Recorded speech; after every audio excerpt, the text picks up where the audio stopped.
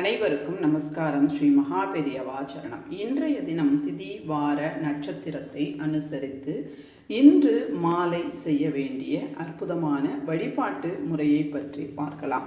தினம்தோறும் அன்றைய தினம் திதி வார நட்சத்திரத்திற்கு இணங்க அன்றைய தினம் மாலை நேரத்தில் செய்ய வேண்டிய பூஜைகளை நாம ரீசெண்டாக ஷார்ட் ரூபத்தில் அப்லோடு பண்ணிட்டு இருக்கிறோம். அந்தந்த நாட்களுக்கு உண்டான அந்த ஒரு பலம், அதாவது திதிக்கும் நட்சத்திரத்திற்கும் வாரத்திற்கும் உண்டான பலத்தை நாம் பெறுவதற்கு, நம்முடைய கஷ்டங்களை போக்கிக் கொள்வதற்கு இந்த மாதிரி பரிகாரங்கள் அனைவருக்கும் பயன்படும் என்ற ஒரு சுப எண்ணத்தின் காரணமாக இந்த மாதிரி வீடியோக்கள் நாம் அப்லோடு செய்வது நடந்து கொண்டுள்ளது. நீங்களும் அதற்கு நல்ல ஒரு ஆதரவை கொடுக்குறீங்க. அதற்கு மிகவும் நன்றி. ஸ்ரீ மகாபெரிவாவின் பரிபூர்ண அனுகிரகத்தினால இந்த மாதிரி வீடியோக்கள் நம்முடைய சேனல்ல இப்போ ஒளிபரப்பு ஆய்கொண்டுள்ளது. உங்களுடைய பெரும் ஆதரவு கொடுத்துட்டு இருக்கீங்க, மென்மேலும் கொடுப்பீங்க அப்படின்னு நம்புறேன். இப்போ இன்றைய தினம் மாலை நேரத்துல நாம செய்ய வேண்டிய ஒரு வழிபாடு, 2 மாயிலைகளை எடுத்துக்கணும். இங்க நான் உங்களுக்கு ஒண்ணுதான் காட்டுறேன், ஆனா நீங்க செய்யும் போது 2 எடுத்துக்கணும்.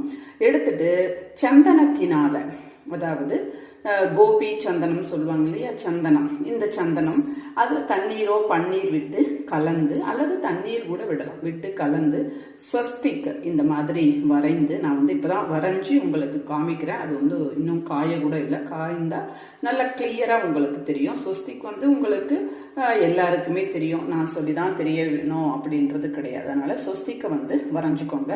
வரைஞ்சிட்டு இதை பூஜை அறையில் வச்சுடுங்க.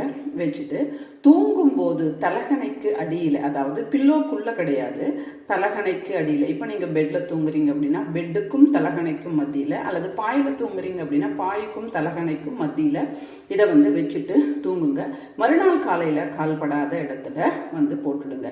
இது எதற்கான பரிகாரம் அப்படின்னா, திருமணம் நிறைய பேருக்கு இன்றைய காலகட்டத்தில் நடப்பது அப்படின்றது ஒரு பெரிய போராட்டமாக இருக்கு. அதனால திருமணம் நடக்கணும் அப்படின்னு சொல்லுகின்றவர்கள் இந்த பரிகாரத்தை செய்யும் போது அவர்களுக்கு விரைவில் திருமணம் என்பது நடக்கும். திருமண தடைகள் ஏதாவது இருந்தால் அந்த தடைகளும் நீங்கும்.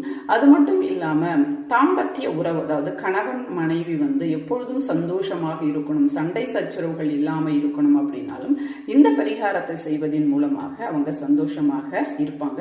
இந்த மாதிரி ஷார்ட் ரூபத்துல கொடுக்கக்கூடிய பதிவுகள் உங்களுக்கு யூஸ்ஃபுல்லா இருக்கா அப்படின்றத கமெண்ட் செக்ஷன்ல உங்களுடைய கருத்துக்களை சொல்லுங்க. இதே மாதிரி மற்றும் ஒரு பதிவுல மறுபடியும் நான் உங்களை சந்திக்கிறேன். அதுவரை நன்றி. ஸ்ரீ மகாபெரியவாச்சரணம்.